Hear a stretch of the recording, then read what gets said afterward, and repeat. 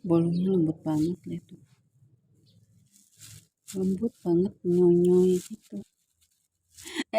Hai, halo teman-teman. Assalamualaikum. Selamat datang di channel YouTube Dapur Kue Sabin. Bikin apa hari ini? Gimana kabar kalian semuanya? Semoga semua dalam keadaan sehat walafiat ya. Semangat lagi setelah Lebaran. Nah, ini aku mau sharing resep dan tutorial membuat bolu sarang semut atau bolu karamel. Nggak susah kok bikinnya teman-teman, ini gampang, pasti jadi deh, anti gagal.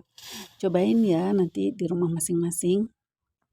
Ini yang pertama kita lakukan adalah membuat karamelnya. Membuat karamelnya dibilang susah ya nggak susah, dibilang gampang juga nggak gampang. Hati-hati aja nanti pas waktu nuang airnya ya teman-teman. Nah, ini aku pakai Nude Series Wok dari Signora ID. Dia udah lengkap dengan steamernya ya. Lebarnya 30 cm. Jadi aku bikin ini 2 resep aja muat.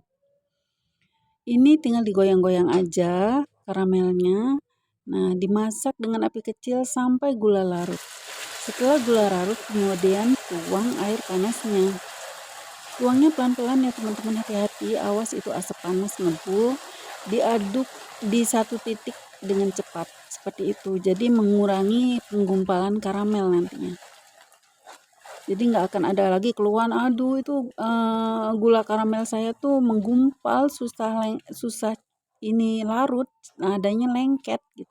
Enggak ya teman-teman, kalau pakai teknik ini diaduk cepet di satu titik udah pasti jadi, nggak akan lengket. Ada gumpalan dikit nggak apa-apa ya, aduk terus seperti ini, nanti juga dia akan mencair sendiri. Kemudian setelah mencair diamkan sampai hangat kuku. Setelah hangat kuku kita masukkan soda kuenya teman-teman.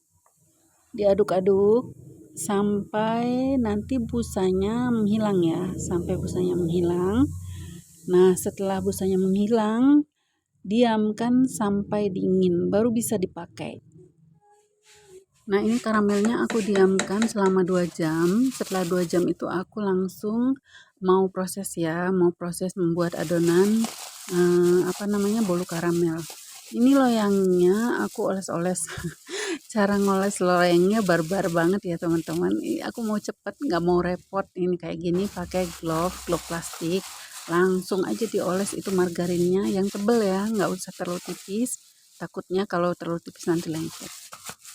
Ini aku bikin 2 resep, jadinya 4 loyang ukuran 20 loyang tulban ya. Nah, ini setelah semuanya dioles dengan margarin, aku tabur dengan terigu. Taburnya tipis-tipis aja teman-teman. Tabur tipis, kalau masih ada terigu yang menggumpal itu diketrok-ketrok saja supaya luruh tuh terigunya. Oh ya, sementara ini neriguin, aku mau ini ya, kasih tips untuk bikin karamel. Kalau untuk bikin karamel yang bagus itu gulanya harus betul-betul larut ya teman-teman. Kadang kalau itu kita lihat dia udah mencair aja, tapi begitu diangkat di sendoknya itu kadang masih ada buliran-buliran dari tepung gula pasirnya.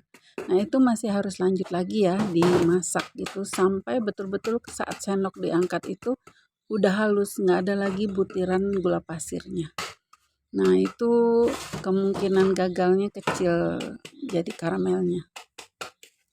Kalau suka karamel yang manis, nanti teman-teman tambahin aja 100 gram ya dari resep yang aku cantumin.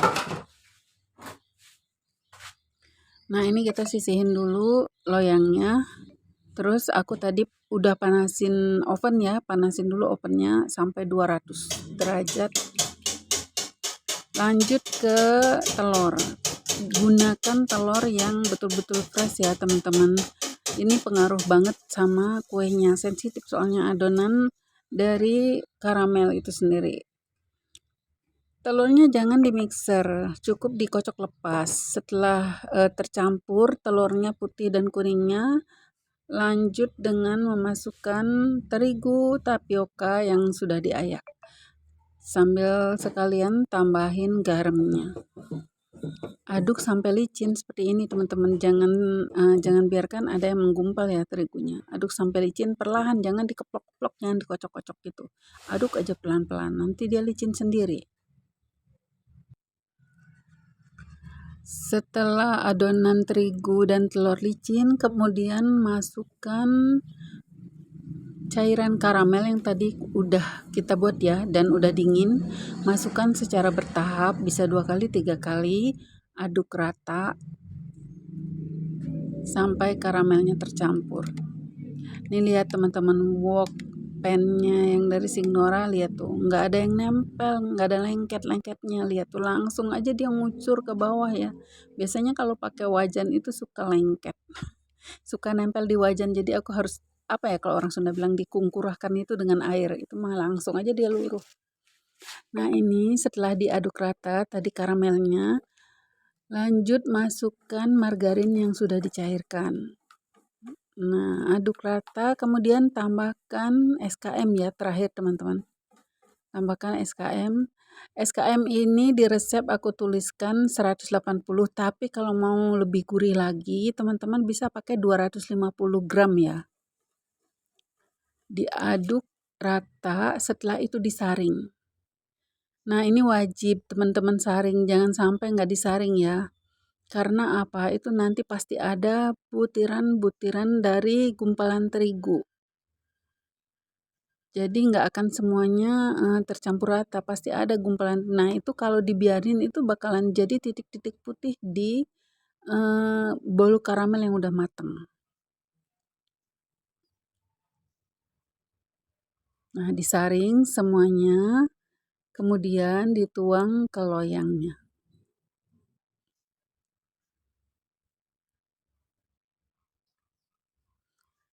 Ini 2 resep dapat 4 loyang, tapi nggak terlalu penuh ya teman-teman. Kalau teman-teman mau bisa ditambahkan menjadi 10 telur. 10 telur yang pastinya bahan lain juga nambah ya, dikonversikan aja masing-masing. Ini aku nyisain sedikit. Nah, karena memang tadi aku bikin 10 telur ya, bukan 9. Aku nambahin sengaja mau ngicip sedikit. Nah, ini aku wadahin cup kertas aja, pakai cup kertas. Perhatiin ya, itu ngisinya itu aku cup kertasnya tadi seberapa. Dan sekarang udah jadi seperti ini, gembul banget teman-teman. Lihat teman-teman, ini jadi, lihat tuh, itu jadi bolong-bolongnya sampai ke atas ya. Jadi dia berarti dengan tandanya seperti itu, dia seratnya tuh bagus sekali di dalamnya. Tadi ya ngisinya itu 3/4, sekarang udah tinggi membumbul sampai kayak gini. Amazing banget sih.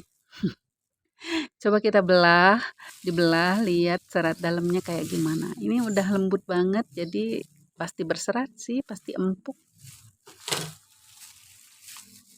Ini dia teman-teman, tuh lihat, kelihatan seratnya dan lembut banget. Dicoba ya teman-teman, dicoba, semoga bermanfaat ini resepnya. Enak banget ini. Kalau mau lebih detail lagi, teman-teman boleh ikut kelasnya ya, ada kelasnya. Bisa didaftar di nomor WA 085624360852. Nah, ini teman-teman setelah dingin, agak dingin sedikit ya, jangan sampai dingin banget, keluarkan dari loyangnya, taruh di cooling rack. Ini lembut banget. Lihat. Kuncinya untuk nggak lengket itu harus matangnya harus sudah matang bagus ya. Kalau masih lengket gitu berarti dia belum matang. Terima kasih sudah menonton video ini sampai selesai teman-teman. Semoga bermanfaat. Wassalamualaikum warahmatullahi wabarakatuh.